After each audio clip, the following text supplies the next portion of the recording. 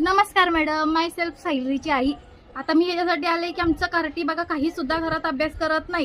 काय अभ्यास कर म्हणलं तर आमच्या बाईंनी आमच्या शाळेतच अभ्यास घेतलाय. असा काय शाळेत अभ्यास घेतो जरा आमच्या पुरीला घरी सुद्धा अभ्यास देत जावा. नुसते ती आणि मैत्रिणी कोणती साक्षी आहे तिच्या वर्गातली सारखी घरी येत असते बघा.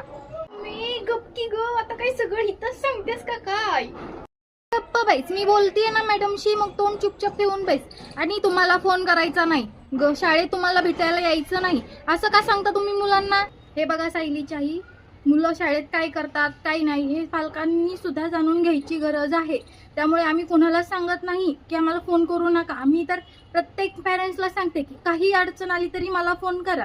आणि आम्ही असं नाही की त्यांना अभ्यास देत नाही, आम्ही त्यांना अभ्यास देतो. कधीच तुमची मुलगी अभ्यास लिहूनही घेत नाही आणि तो करूनही आणत नाही. आता आम्ही काय करायचं?